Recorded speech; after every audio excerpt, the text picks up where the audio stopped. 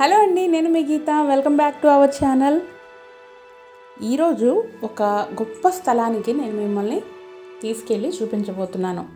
అదే Jatayu earth centre. ఎందుకు గొప్ప ప్లేస్ అంటున్నాను అంటే, ఇక్కడ స్త్రీ గౌరవాన్ని కాపాడేందుకు తన ప్రాణాలను సైతం పణంగా పెట్టిన జటాయువు చనిపోయిన స్థలం.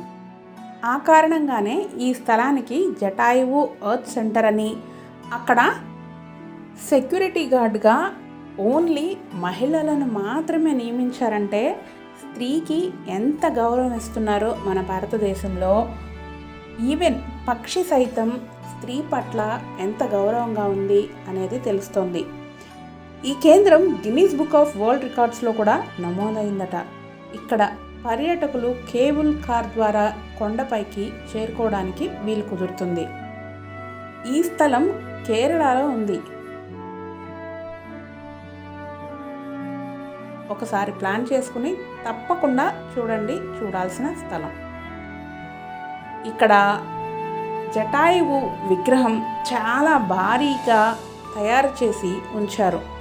ప్రపంచంలో ఇతర పక్షి విగ్రహాల కంటే కూడా ఈ విగ్రహం చాలా పెద్దది.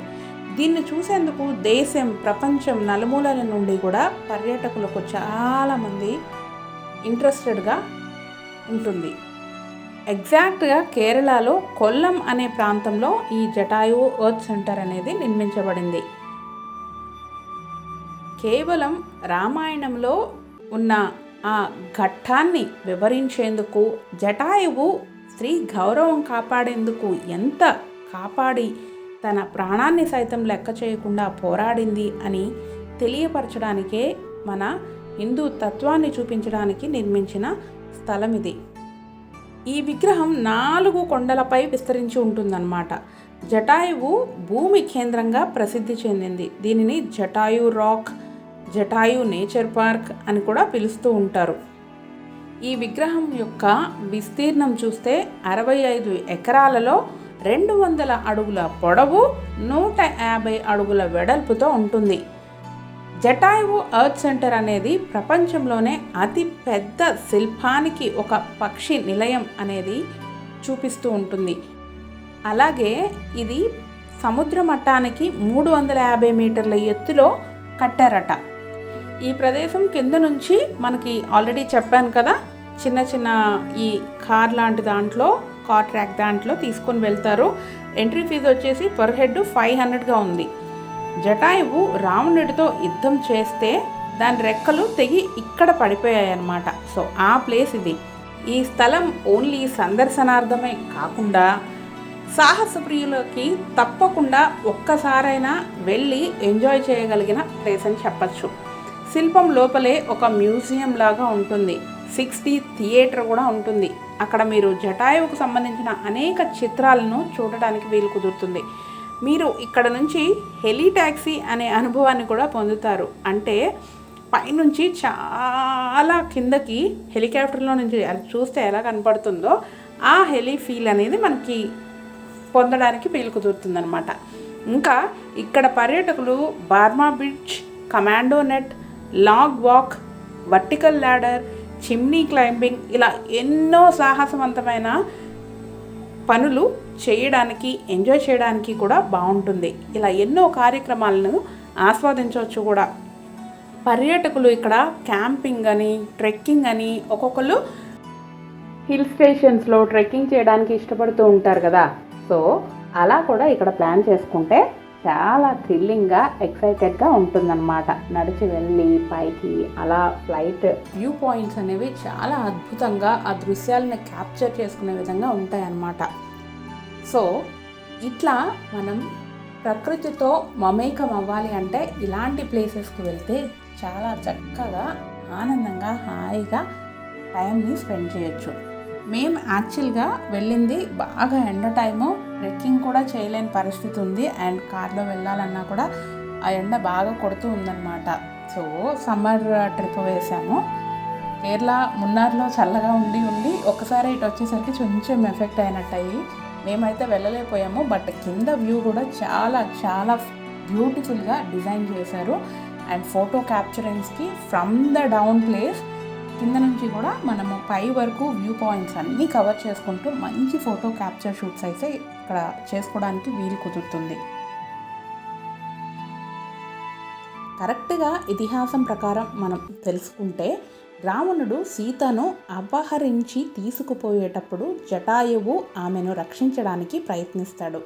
జటాయువు రావణుడితో పోరాడతాడు. కానీ జటాయువు ఆ సమయంలో చాలా వృద్ధ కాలంలో ఉంటాడనమాట. అలా వృద్ధుడు కావడంతో రావణుడు వెంటనే అతనిని ఓడించి రెక్కల్ని కట్ చేసేస్తాడు. అప్పుడు జటాయువు చదయమంగళంలో రాళ్లపై పడిపోతాడు. అదే ఈ ప్లేస్ అన్నమాట.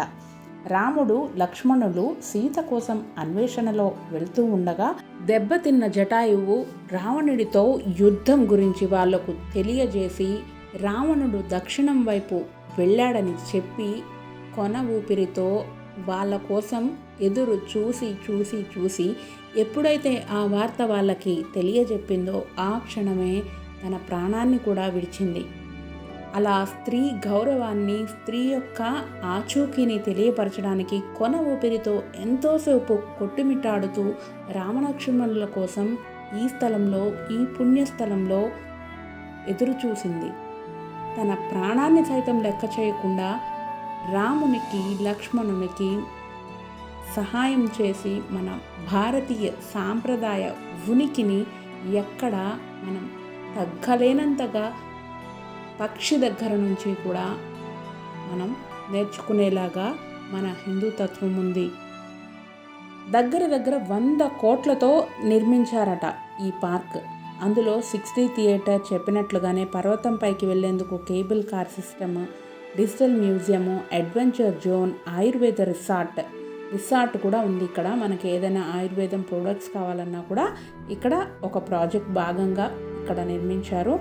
అలాగే నీటి ఎద్దడిని ఆపుకోవడానికి చెక్ డ్యామ్ లాగా నిర్మించారట, ఏది ఫ్లో అనేది రాకుండా.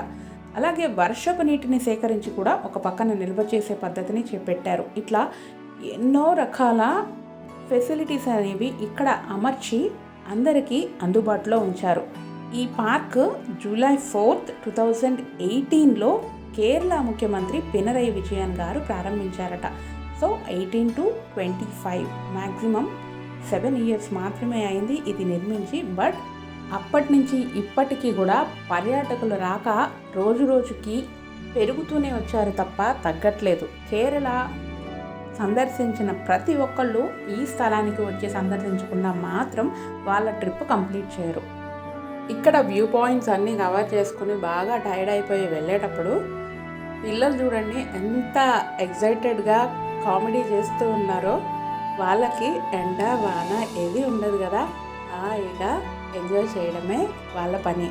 నేచర్ అండ్ పిల్లలు ఒకటే కదా, వాళ్ళిద్దరికి దగ్గరగా ఉంటే మనం కూడా చాలా హ్యాపీగా ఉంటాం. సో ఈ క్యూట్ వర్డ్స్ మీరు కూడా వినండి. వీడు మా మేనల్లుడు అనమాట. ఇవి నీ అమ్మ,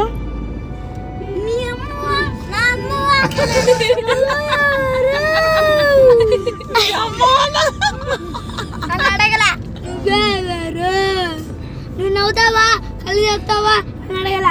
నువ్వు ఎవరు? నువ్వు విండలో చెప్తావా, నవ్వుతావా అని అడగల. నువ్వు ఎవరు?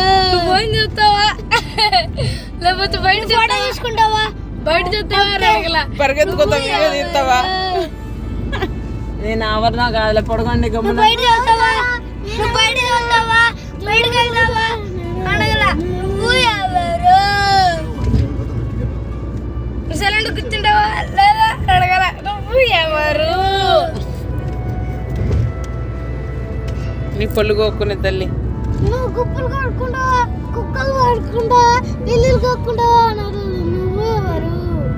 మీ అమ్మ, మా అమ్మ లేకపోతే సిద్ధికి అమ్మ లేకపోతే మామి చేతులు పెట్టుకుంటావా అని అడగల. నువ్వు ఎవరు? సో ఇదండి ఈరోజు వీడియో. నచ్చితే తప్పకుండా లైక్ చేసి షేర్ చేయండి. అలాగే ఇలాంటి మరిన్ని ఇంట్రెస్టింగ్ వీడియోస్ కోసం నా ఛానల్ని సబ్స్క్రైబ్ చేసుకుని పక్కనే ఉన్న బెల్ ఐకాన్ని ప్రెస్ చేసేయండి. ఇంతటితో ఈ వీడియోని ఎండ్ చేసేస్తూ మరో ఇంట్రెస్టింగ్ వీడియోతో మళ్ళీ కలుద్దాం. అంతవరకు కీప్ వాచింగ్ అవర్ ఛానల్ బిందుల పయనం.